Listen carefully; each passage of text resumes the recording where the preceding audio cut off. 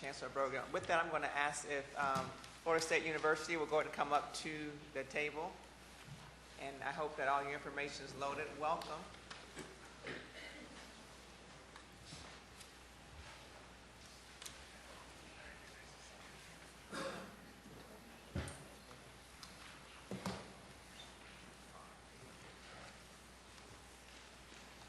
President Barron, welcome. Whenever you're ready to proceed, President Barron, we're ready for you. Thank you. I don't think we counted against you from the time it took to move from that table to this table, so you're okay. Okay, Madam Chairman, Mr. Chancellor, and all the governors, thank you very much for the opportunity to present today. I'm joined by Trustee Mark Hillis and Ann Blankenship from the Provost's office. I first have a snapshot here of FSU's mission and some particularly pertinent statistics. To state that mission simply, it's a dedication to excellence across a broad number of research and creative endeavors. And you can look at the statistics and see that we're close to 40,000 in students with 4,700 in masters and 2,700 in doctorate programs and law and medicine degrees, a small rate of growth. 83% of our students are full-time. 25% of our students are recipients of Pell Grants. That tells you something about our economic demographics. A diverse institution listed there with a distribution of students, and 9% of our students are from out of state. We have a total of slightly more than 1,500 faculty members. They bring in now about $206 million in grants and contracts to the state, and for the period 2004 to 2008, those faculty members were also responsible for 7,250 peer-reviewed publications. This is a significant contribution to the body of university work.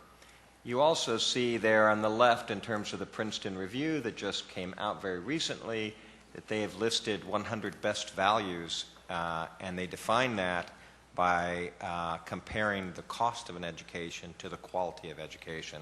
Florida State ranks 4th in the nation.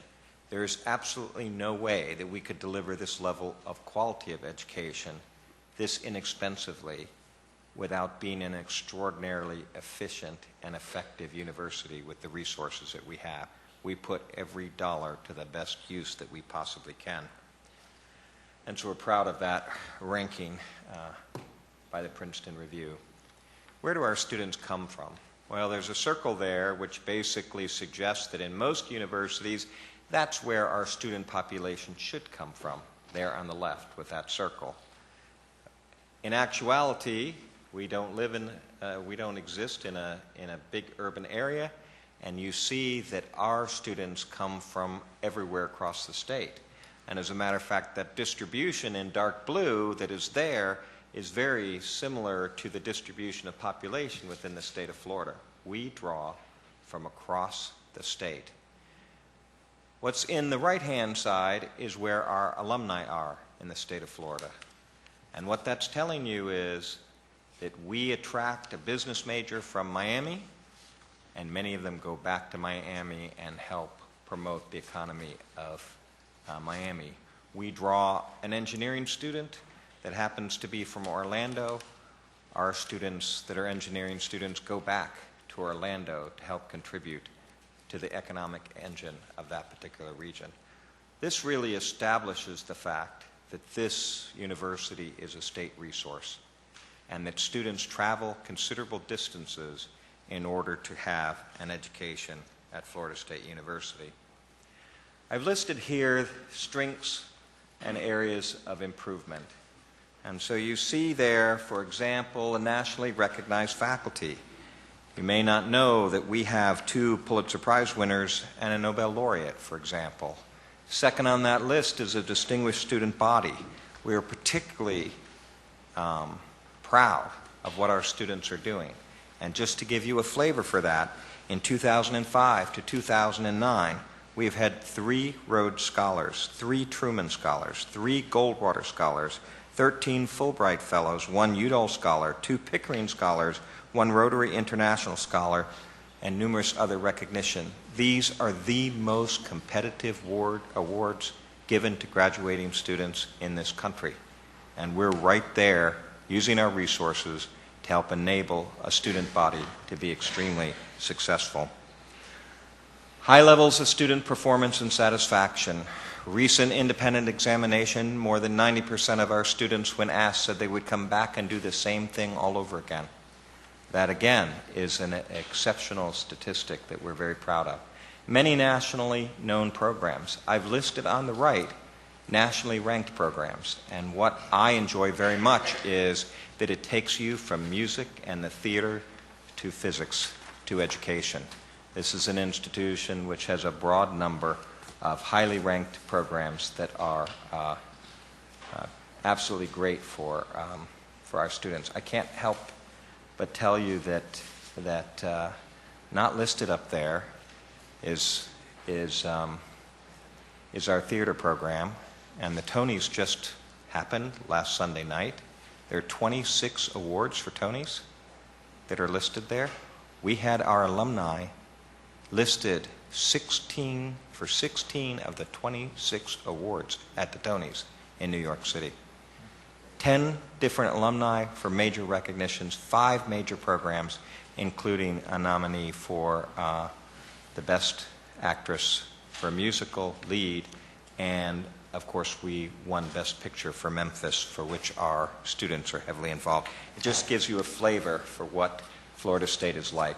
Excellent infrastructure, a student-centered focus that we're very proud of, excellent minority graduation rates compared to our peers, 74%, 88% completion of online courses. Where do we need to improve? We're no longer competitive when it comes to our faculty salaries, and we're starting to lose faculty because of it. We're no longer competitive in terms of our student stipends. If you want to promote STEM education in this state, we need to make sure that those students who go through STEM undergraduate degrees get advanced degrees, because they're the ones that are truly an economic engine. And if we're not paying the stipends, they go elsewhere and then they end up staying. We're always concerned about class size, and we want to work hard to continue to expand student academic engagement and research opportunities for our students. Just to give you one example here, this is a first-year retention rate for our students and a number of steps that we've implemented to improve it. And what you can see up there on the far right is a 91% retention rate for first-year students. And you can see a trend that is really quite exceptional. What you see there also with that coaching, with that funny G that's sitting beneath it, is that was our investment in differential tuition, where we took the differential tuition and took students that were at risk and hired coaches and advisors to help ensure their success. And that differential tuition is already paying off for Florida State University in terms of retention. And as the Chancellor said, this is win-win for everybody. Less cost to the student, less cost to the taxpayer. We also have significant aspirations. We're already in the top 50 of publics. There are 508 public institutions that are within that ranking. We aspire to climb in that ranking. If you could imagine Florida State University with the resources of our competitors, we would easily be within the top 25 universities and the top 5% in this nation if we invested those resources as efficiently as we have done with all the resources we have so far. We aspire to retain the best and brightest in Florida. We don't want them to cross the state line. We want them to have FSU and other state universities to be the universities of choice, to get their degrees here and to stay here to help contribute to our standard of living and our economy. We aspire to increase our federal and corporate investment, increase the number of superb programs that we have, I've listed there in the right programs that we believe are on the cusp of greatness, to advance significantly in national ranking if we have the investments in order to help them, and we want to increase explicitly the number of programs that impact Florida's economy and its citizens. You know, it's interesting to look at this list and realize that here's a great university aspiring to be greater, yet we just faced down an $85 million loss in our base funding. There's no way the loss of $85 million doesn't slow down your path to excellence and create quite a bit of problems. But we're committed to continue to make progress on these goals despite that fact. If we look at State University system objectives and the notion of role in moving the needle, I think we can divide the areas for which to invest into two areas. One is to focus to become much more student-centered, even though we believe we're an extraordinarily student-centered university. We want to impact graduation rates, retention rates, and retain the best and brightest. Again, this is exactly the way to save money for our students and for our taxpayers. And our second major goal is strategic investments in faculty and programs. Here, this is masters and doctorates, an expanded research activity, increased federal and corporate grants and contracts. Nothing beats having us spend a Florida dollar and get back $5 to $15 in federal and corporate grants and contracts from outside of this state. And of course, we want to promote the technology transfer to create high-value jobs. We're doing this not from a position of strength financially, but certainly from a position of strength in the quality of our students and the quality of faculty. But what you're looking at here is in every single category of student services, institutions support, academic support, public service, research investment, instructional investment. When we compare Florida State University to the top 50 public universities in this country, we lag behind in every single category, and we lag behind particularly strongly in research, which is exactly what it is that we want to invest in order to promote our economy. And we also lag significantly behind what is invested in instruction for our students. Goals, opportunities, and challenges. Okay, the greatest challenge for us is the end of stimulus funding and the continued constrained resources for this nation. We have more than 100,000 credit hours, slightly less than 100,000 credit hours that are being taught on stimulus funds, for which we have to move quickly in order to make sure that our students have the credit hour opportunities that they need and that we preserve those level of credit hours. So that is the greatest challenge we have. Our plan to promote a student-centered university is really focused on one of attracting students that are now there because the economy doesn't give them other choices, and also with the objective of helping to educate Florida's workforce so that we can be more competitive. We also want to take advantage of the potential to be a beta test site for student services software that we think will save a significant amount of money in the system, potentially significant amount of money in the future. It is at the top of our list to retain and recruit outstanding faculty and particularly to leverage investment in STEM areas in order to realize the strategic objectives that have been laid out by the system, and even to expand those areas of focus. And I've put off to the left there in this diagram examples of collaboration, because I truly believe that if the universities within this system collaborate, we can leverage a great deal of our investment. And I've just put two examples up there. One is the notion of Florida high-performance computing capability that would enable every single university in this state, is something that we have tremendous potential to collaborate on. I think the oil spill and the oil spill task force is telling us that a focus on the coast is something that our faculty would eagerly jump upon, because after all the things we've done building up to that task force were not led by managers. They were led by faculty keenly interested in applying their talents to this particular problem. And we should take advantage of this and look to see what we can do collaboratively with a focus on the coast.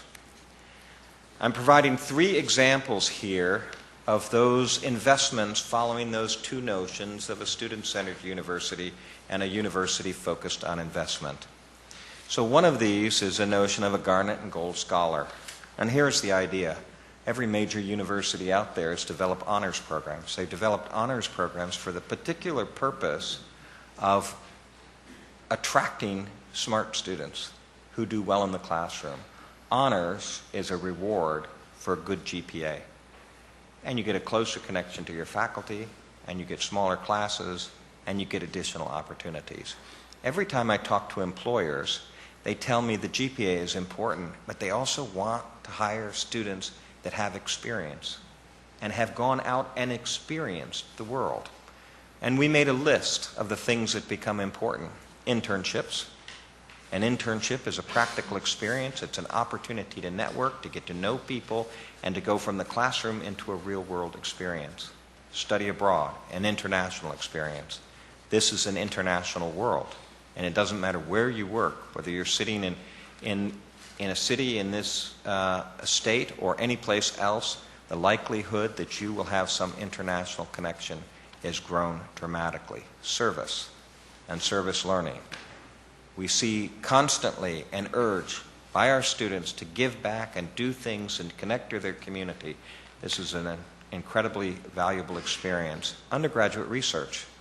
Take a project from beginning to end. Conceive it, plan it, do it, finish it, present it in close collaboration with a faculty member. This type of experience we know has a huge impact on our students. Leadership. There are many, many opportunities for leadership and to learn about leadership within our university environment. So Florida State University will roll out this fall a Garnet and Gold Scholar, by which if you complete the formal requirements in 3 of these 5 areas, you will graduate as a scholar with this on your diploma. And this is a partner to the honors program that rewards GPA. It sends a signal to employers that these students are ones that have not only done well, but they've gone out and had experiences that make them a valuable employer. Now, this isn't something that we're asking any money for. This is because this university is keenly interested in the success of our students, and this has become a philanthropic goal for the university to fund and go much farther than what we already do in all of these areas, to go much farther with a focus on philanthropic activity. And to give you an idea, the Knight Foundation just awarded us, or told me, in just basically a 10-minute conversation, they'd never heard of this before, offered $250,000. Our students have created a student foundation. They've taken membership on all of our foundation boards and activities, and they have taken up the challenge to match the Knight Foundation. And we have alumni behind them that have said anything that won't be matched will be matched by them, and this will be revealed as a $25 million fundraising target starting this fall. I believe that it's something that will be extremely successful, and it indicates our commitment to go do more for our students, even without the state dollars available to do it. Here's an example of a window of opportunity for research. We are known across the country and the world for our National High Magnetic Field Laboratory, the most powerful magnets about to be anywhere in the world.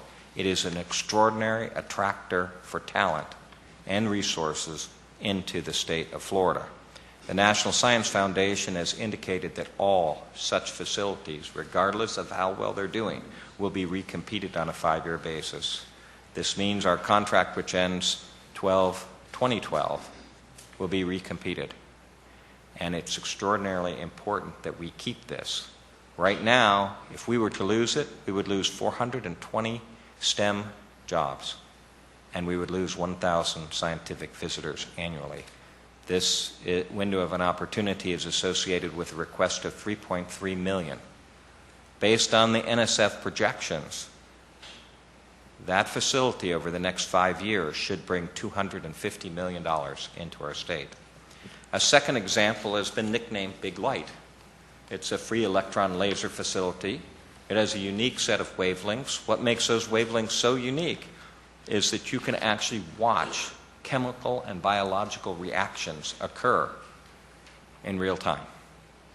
Extraordinarily exciting. NSF has already spent $2 million with us to develop plans for what this facility might look like. We want this facility to come to the state of Florida.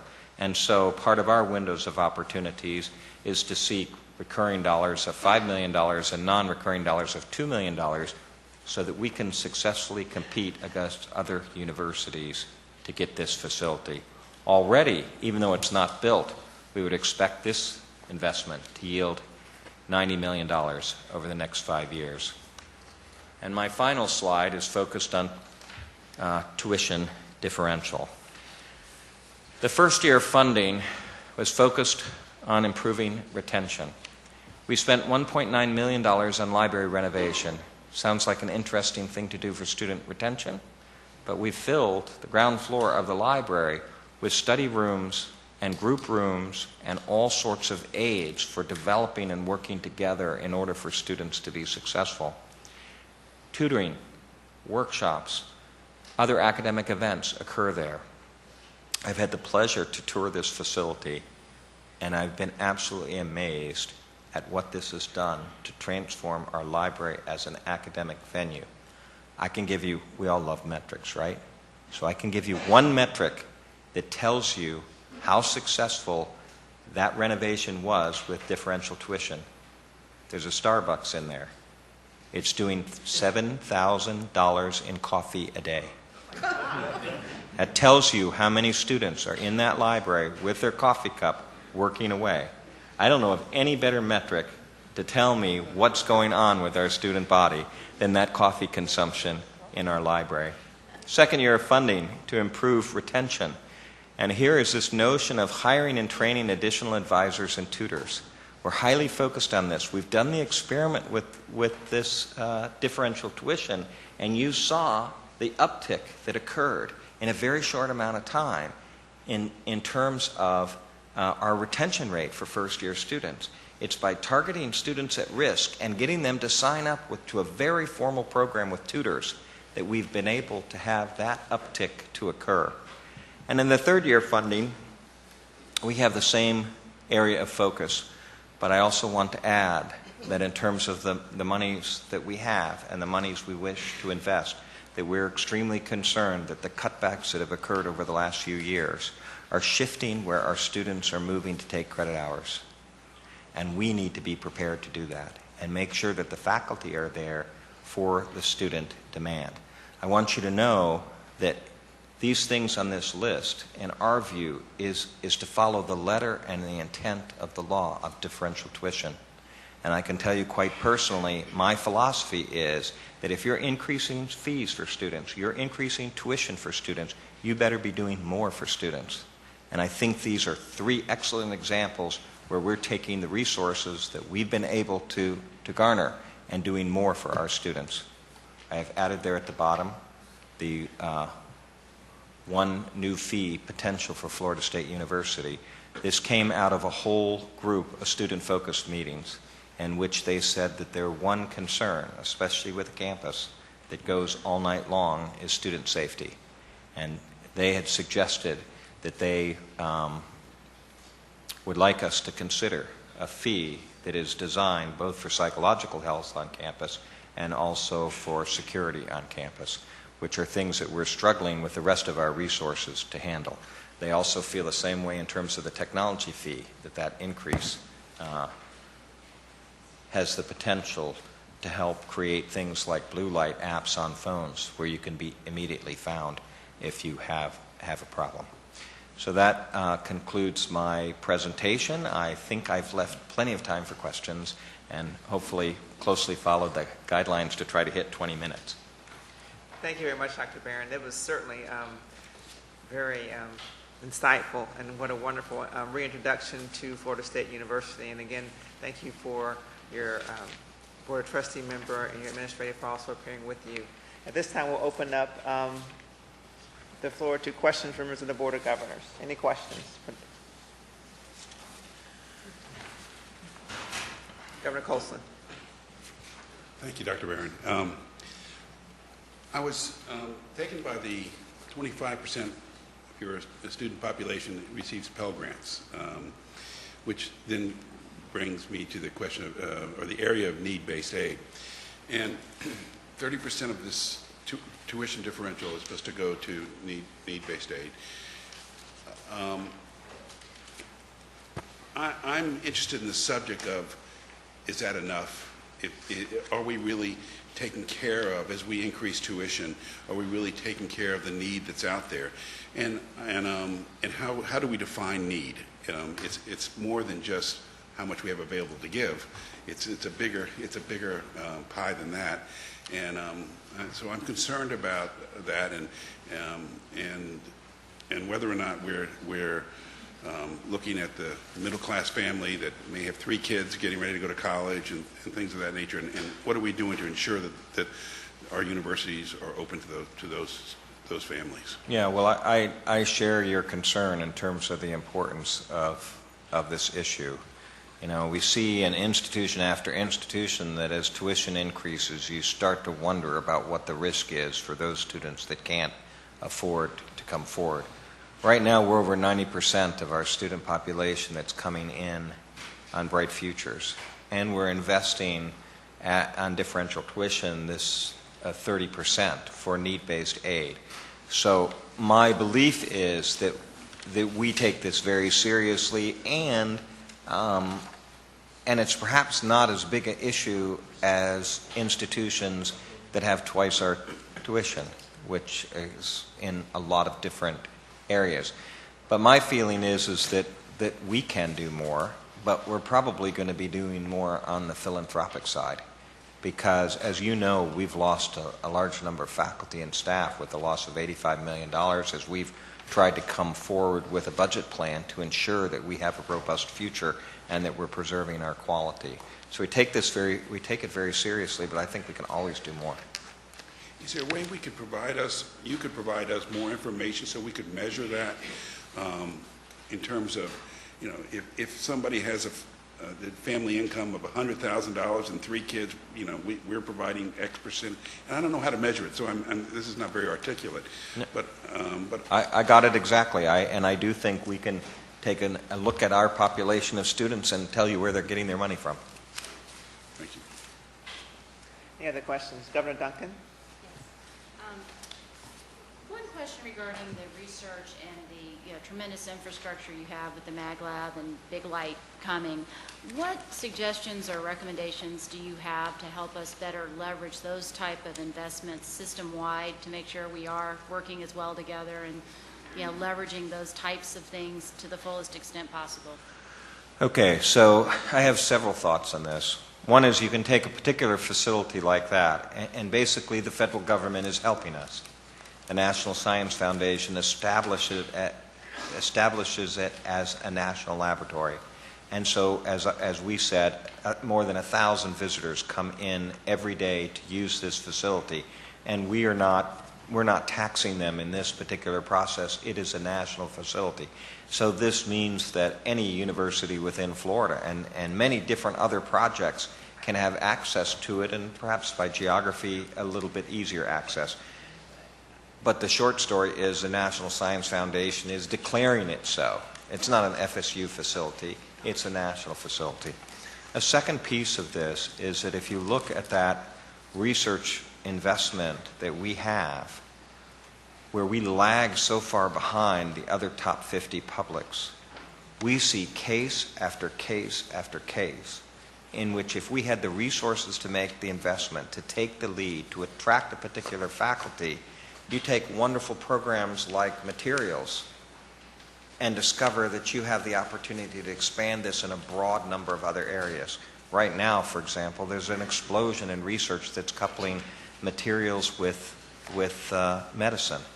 And the number of patents that is going to come out of that is absolutely enormous. If we had the opportunity to invest, it would be enormous. Sometimes that investment is one in which you're building off the talent of a faculty member, and the consequence of that is the investment tends to be for a particular university because you're building up against your faculty, or another university in another area might see that connection slightly differently, and you want those different flowers to bloom. The third opportunity that you have for investment are deliberately those things by which what you could put together as a system would likely have much greater impact than what any single university would be able to do. All of us have needs for high-performance computing, as an example. And you're seeing a case where, if I just use materials again, materials was something that was operating within a laboratory, chemistry. And today, computational material science is taking off like a rocket. You're doing the calculations using high-performance computing, and consider hurricane forecasting, and considering what's going to happen to the loop current, and all of these different topics. Many of our universities have talent in computational sciences. This is an opportunity where a facility and an investment, and a STEM investment, might help many of us. I think that just look at the length of our coastline and look at the skill sets that are being developed by universities. I could be very proud of what Florida State's done on this. I can be equally proud of what the University of South Florida has been doing about this. And I can look across all of the other different universities, University of Florida, and see considerable talents. So important to the state, I don't think we should risk losing that expertise in our state because of its potential benefits. So now, can we begin to make an investment that then leverages the corporate and federal dollars? So I really put this in multiple categories, and we should be playing in each and every single one of those categories. And thank you, and I followed that, and I followed your material sciences group and the whole transition and the centers of excellence, and I think you're dead on. And I guess in the number 3 category is the one that maybe for a later discussion I would like to get to, though. How do we not just hope that those ideas come and surface and happen? What do we need to be doing as a governing board to incent that behavior and to find and nurture those ideas and help make them happen? And that's just part of the dialogue I'd like to see continue. And I, if you don't mind me commenting on that, we have an unfortunate experiment going on, which is called that oil spill. What happened was you had talented people at different institutions that began to think about that problem, and they talked to each other. The Florida State people talked to the folks at Florida, and talked to the folks at Miami, and talked to the folks at USF. And the faculty were way ahead of any of the rest of us that might sit there and say, you know, we should organize something there. This built up from the bottom. In my mind, that tells you that you have a natural area by which the partnerships with faculty are already existing, and now administrators should take it upon themselves to say, if that is a natural direction and that's extraordinarily valuable to the state, how do we take that to the next level? What investment makes that work even better? And so I think we have several areas that are what I would call natural fits for the state, and the faculty are already keenly interested in collaborating. They're not sitting there waving their university flag. They're creating that collaboration right off the bat. And Madam Chair, I met with the faculty senate representatives the other day and with FSU. By the way, quick thank you to Florida State and to the university that will follow, University of North Florida. They served as our guinea pigs. Not only are they random in terms of being first and second, that's the luck of the draw, but they're different sizes. And working with their staff and ours, they were kind enough to allow us to use their presentations as a way to gauge timing and issues and refinements. And we really do thank you, President Barron, and ultimately President Delaney for being great partners and allowing us to do that. But we talked about taking what we learned from the oil spill and applying that same methodology without a crisis to biotech, to alternative energy, to health-related research, to simulation technology, to those major industry plugs that we've been working toward as a state, and seeing if we could use that same model, driven the same way the oil spill task force has and FIO has, which is from the bottom up, bubbling up the talent and the genius of the people in those areas at our universities to create a much more articulated approach to each of those industry standards. And we had that conversation at Florida State the other day. It was a good one, and I think we've got a good idea of how to head forward in that direction. Any other questions? Governor Hussaini? I have a question, Mr. President. We are, as far as tuition in a state, we are the lowest 10 of the states. But for outside non-resident, we're top 10. And by adding this tuition differential, do you think that will take us out of the market from getting some of the brightest students from out of the state? I don't think so at all. And I hesitate to always refer to past institutions, which is sort of a product of where you came from. But Penn State did an interesting experiment. They understood exactly what their admissions were like, who was coming, who was applying, and how many students they got. And they made this conscious decision, which was they had to invest in research if they were going to be at the top, and if they were going to be a true economic driver, and they had to invest in faculty salaries in order to be competitive, to have the best and brightest within the state driving those economies. So they did an experiment in increasing the tuition. And then they looked and realized that it didn't stop anybody from coming. And they did it again, and they did it again. And each time they were very deliberate and said those dollars go back to students in quality faculty, investment in research, and student-centered programs. They actually increased the quality of the students that were coming into the programs. And the draw in terms of applications was greater. And that's because the students were sensing that they were getting a much higher amount of money, a much higher quality education for their money, especially if they compared it to a private, and especially if they compared to going to many other public institutions as out-of-state tuition. And so instead, they focused on Penn State. Now, Penn State also created a rather dramatic program to help students that were disadvantaged economically to still be able to come and to succeed. It became one of their highest and top priorities in terms of philanthropy and in using those resources to enable those students. Penn State stopped raising their tuition because they didn't want to be labeled the most expensive public for in-state tuition.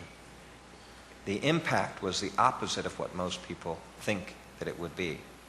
Of course, the other thing that is interesting here is that with so many students that are coming in on Bright Futures, if I talk to parents, I'll talk to a parent and here's the story that they'll say, well, so I'm spending $600 for my student's education at Florida State University.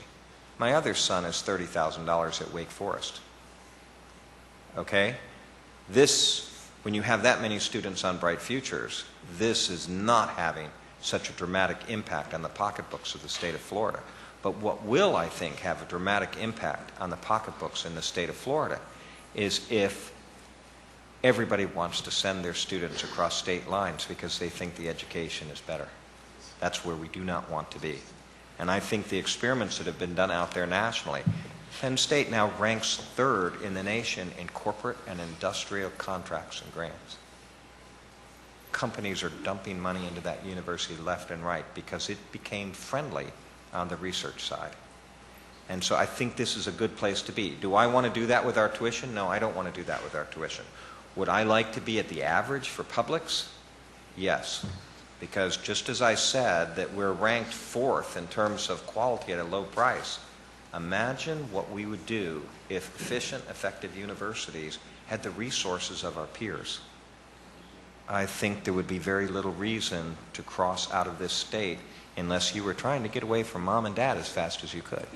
Do you have, real quick, Sure. rebuttal, do you have a program for, for brightest of students from out of state, because you have more bright students in the program, in a state or out of state, you build up a huge, so do you have a program for them, like you said Penn State has, that if you have a student from out of state, be the highest of grade, you be able to help them with their tuition? We do to try to be competitive, but I will tell you quite personally, I think our emphasis on recruiting out-of-state students, here's what many universities across the country have done. They've focused on bringing in more out-of-state tuition because it's 2 or 3 times higher than in-state tuition. And so they educate the Florida students or the Colorado students or the Texas students based on taking the money from a student from Pennsylvania or from New York or from New Jersey or someplace else, because they're paying more, and that helps you provide a cheaper education for someone else in state, or even a much cheaper education for disadvantaged students. So in many, many universities, this has been a deliberate strategy. The University of Colorado at Boulder has exceeded 50% in out-of-state tuition because they're trying to, out-of-state students, because they're trying to balance what the legislature has done. I will tell you that from my viewpoint in looking at Florida State, we have very little emphasis in trying to attract out-of-state tuition, out-of-state students. We do try, we have experimented with discounting their tuition to see if that will bring in more students, because that's more income that's not a burden on the state. I don't think it's been much of an area of emphasis for us. Thank you. It could be. Governor Solano. I guess you provided me with a good segue to my questions when you said that at Penn State they took a look at their admissions, who they were getting in, and where they were coming from. And unfortunately, all of our metrics are focused on the outcome and not what's coming in. And I wondered if you and the others who will be presenting over the next couple of days could take a second to give us a little snapshot of the profile of your incoming. I'm particularly interested in undergraduates. How many applicants do you get? How many do you have to turn away?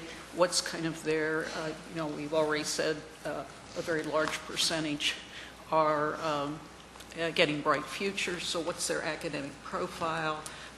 What do you have to work with? Obviously, they're going out at very high rates, and that's great, but what are you getting in to work with?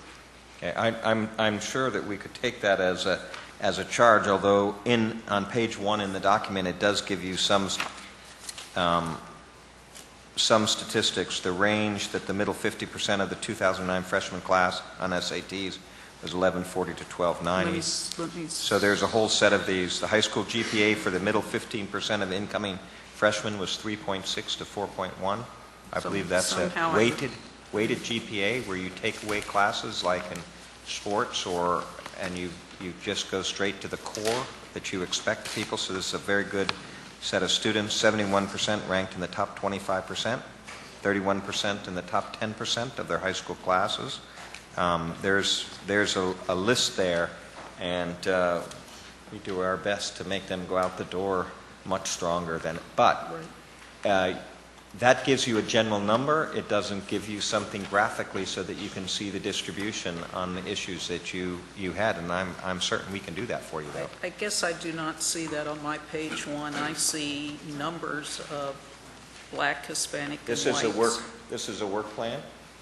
Oh, that. I'm sorry, I was looking at all the statistics. In the notebook Okay. on the work plan. All right. But Then will dig I that think out. those are general numbers. I certainly think it would be interesting to look at something that gave you more of what the full distribution looks like. Yeah, I got it. I found it. Thank you, Nan. I found it. Thank you. Just one last quick thing.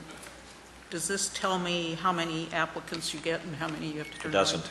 You can get that, Well, And Well, you don't? we'll get it for you. Thanks. Governor Colson. Mr. President, did your student government vote on render an opinion on the tuition increase? Okay, so we have a very close relationship with our student government. I meet with them frequently. Just to give you an idea, not only do they weigh in, but every single one of our fee committees has a majority population of students. The only exception was the technology committee, for which there was one different, and now that one has been changed. And so our students have a majority committee role on every single one of those fee areas. And they weigh in, and they don't just weigh in on this is what we want to do. They often make suggestions for we should go this way, not that way. They're very actively involved. Yeah. I don't think we brought forth an increase without getting our student government to weigh in first. That's on the tuition as well as... I think the whole spectrum. Good question. Governor Gallup. Governor Hussaini brought up a great question about programs for out-of-state students and recruiting out-of-state students to Florida State. something I read actually about 2 years ago. In the fall of 2008, I believe your university board of trustees actually set up a program where they were trying to recruit more out-of-state students. I believe they went after maybe a group of 600 individuals, normally Florida State alumni, to try to also waive their out-of-state tuition fees. I think what it did possibly was also gave you a chance to increase your revenue being generated, because that naturally was allowing those students to be able to take more credit hours, which is kind of making that matching number. I was wondering, I don't know if you have the answer now, but I was wondering how that worked out in reference to Florida State being able to generate revenue from that program and how well it went. Yeah, so my understanding is, and I might be corrected since I've been president for only 4 months, is that discounted the tuition to try to bring it to something that was more competitive with some of the more expensive out-of-state schools. And so it did not bring it in line with in-state. It was still designed to increase revenue. I don't believe that there was a tremendous effort in recruiting, although they did target students. I don't think it was as successful as they expected, but I don't remember the numbers. Do you? I think we ended up, our out-of-state number of students coming from out-of-state had been declining for a number of years, and what it did was it made the out-of-state students hold its own, but we actually didn't show an increase in more out-of-state students coming. But at the same time, many other institutions were offering the same sorts of waiver, and ours was a partial waiver. We waived up to 50% for tuition for out-of-state students, and those students had to be students we wanted to go after, high grade point averages or Students that had lots of choices. right. And if I'm not mistaken, I believe there was a projected revenue that you're going to actually reach as well in the program. So were you able to? I don't think we had a maximum cap as to what we would do. We weren't going to go after all that would come, but we were trying, it was an experiment, and we were trying to go after a number of students, but our board capped what we would be able to, how many we would bring in under the waiver policy. Thank you. Any other questions? Governor Fritz. I noticed that I think I've served now in universities 6 or 7 years as a trustee and a couple on the board here. The recurring theme seems to be we never have enough money. We need more money. And I appreciate your presentation. I thought it was well done. With the sidelight that isn't it amazing how well we're doing and we're so poorly funded. And what I'd like to do is say back to you that I think you've done a good job, because maybe for a lot of years you were spending money in the wrong areas and doing things before that you're now doing a lot better. I'm not sure that it helps us as a system to say continually that we can't grow, we can't be better, unless we're going to get a lot more money, in light of the fact that I don't see anything out there in our economy that tells us that unless we take it off the backs of the people who are out of jobs, facing increased property taxes, highest unemployment, all of those things that are there, it bothers me a little bit. I've never been one that felt that the only way we were going to survive as a system is by allowing the legislature to continually say, give us a free pass and just go ahead and raise tuition and protect us politically, which is kind of what we end up doing when we've now got into the mode where every year it's another 8, another 10%. I noticed we all talk about the wonderful system in North Carolina, and then when you look at the funding on one of these things they gave it, they were just one step ahead of us. So I think it's, and the other question, the other comment, maybe a question, we say we're losing faculty. That might be good in some ways, because it's opening up the doors for the younger people who may come with much better and brighter ideas. Like in your case, if TK hadn't stepped down, you wouldn't have been afforded the opportunity. And I like your youth and your passion, to be very honest with you. Thank you. I don't know how I'm going to question I argue with your have is- statements after a comment like that. I mean, the questions I have is it always a bad thing that, because we know in corporations, to move this way, many times people move that way. Doesn't that naturally happen in faculty? They're here and they see another opportunity, they go, but you open up the door for somebody that may have been doing all the work for them anyway? Yeah,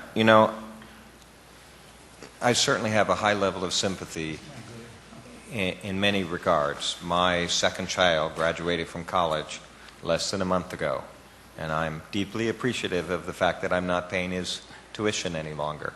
And so this is a burden on everybody, and we all do notice it.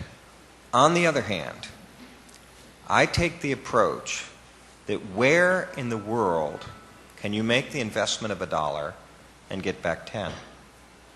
Now that's what it costs us to raise a philanthropic dollar. It's also what is demonstrably clear in terms of an investment that attracts jobs to an area. So the very first best example of this is, let's take the top 100 research universities in the country. Florida State and University of Florida are within that category. We have a couple of other universities that are very close to being within that category. Those top 100 universities bring $40 billion of grants and contracts from outside their states into their states. That's an enormous amount of money that's coming and creating jobs that occur at all different levels, from that very high-tech job to the construction industry to those people that are supporting those buildings and effort.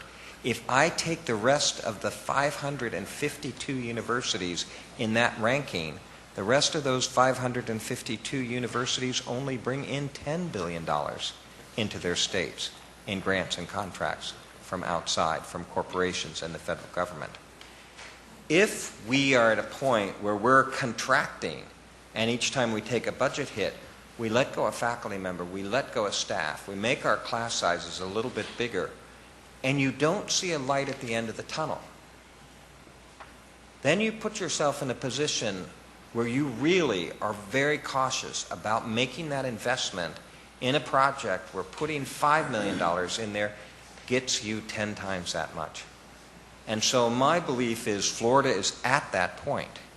If we're very cautious about adding increases to our faculty's salaries, the proof is out there that you go 3 years without raises, you lose your best and the brightest. So I'll just give you an example. When we lost the $85 million, you go, okay, I lost $85 million. At the very same time, I lost 3 faculty members that had $25 million in federal grants because the pasture was greener someplace else. As soon as you go 3 years without raises, your best and brightest leave.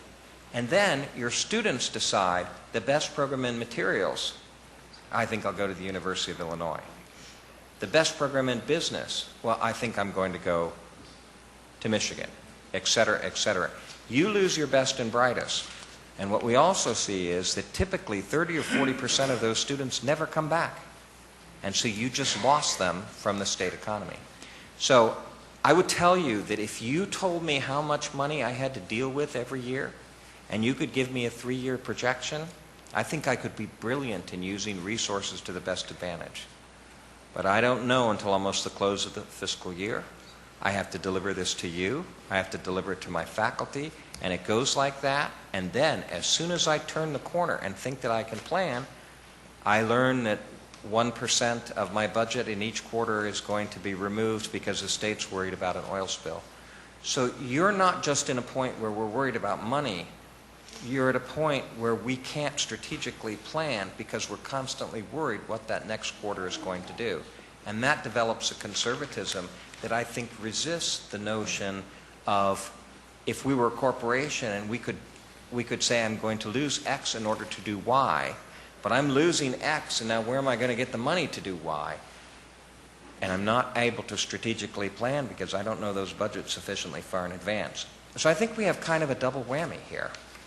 And to be perfectly blunt, and I think differential tuition is wonderful. It's part of the way out. But part of differential tuition, and this is probably politically not appropriate to say, directs particular expenditures. And the more I have the faculty say here, here, and the state says here, here, and I have less and less flexibility to make the investments that you're talking about. And if I'm in the free market and I'm in a corporation, I have the opposite. I have enormous flexibility to change what I'm doing. We're not sitting in that free market position because each box is specified by a set of rules. I'm not complaining. I came here knowing that this was the situation. But I came here knowing that if Florida State was ranked 4th in the quality inexpensive list, and we started to work on philanthropy, and we started to work on other areas, instead of just holding our hands out to the state, we could continue to make a great university. And that's exactly the attitude that I have. And I don't think we can rely on everything for the state. I do think that we shouldn't be at the bottom of the tuition level, because I think we could turn each tuition dollar into 10 for the state. Thank you very much. That's going to be our final question. I think what I'd like to do so we can have this tag, I know that Dr. Marshall, you had a question. Would you just state what your question is so the staff can get it down and we can get it answered? And I'll do the same with you, Governor Beard. Briefly, it has to do with the university's foreign study centers. I'd be curious to know how important they are in the achievement of the university's mission. What do they cost? I keep hearing from students who attend them that they're very popular, much loved. Are they really that important to you? How extensive are they in other universities around the country? Okay, we have that, so we can answer it outside of the time limit. Right, and then yeah, my question was about student-faculty ratios that you hinted on a minute ago. We go from 10 students per faculty to 30 students per faculty. How important is that 20, around 20, which is where you are to your high I think we're at about 25, 26. are there any other questions that we want to get on the record before we close out this session? I guess I have just two comments I'd like to make as well. One is that I just want to commend you on the program that you have for your first year retention that was on slide 5. I think that is just fabulous. And secondly, one question that I have is, with the tuition request, you've indicated that you were going to hire more faculty. The question I have is, do we have an idea of how many faculty it is that we'd actually be able to get for that increase? I'm interested in the numbers that you've associated with that. With that, I want to, before you leave, I know that we have representative board of trustees as well as from your administration. If you would please take a moment to introduce them to the board, we'd appreciate that. Yeah, so Ann Blankenship from the Provost's office. And you want to say your title? Associate Vice President for Academic Affairs. And Mark Hillis, who is a trustee, and fortunately he lives in this area, and I must compliment him because he was eager to participate in the meetings for the full set of meetings. Wonderful. Thank you very much for that wonderful presentation. You're getting us off to a very good start. We're actually right on time. Thank you, Trustee Hillis, and thank you, Dr. Blankenship, for joining us as well. And with that,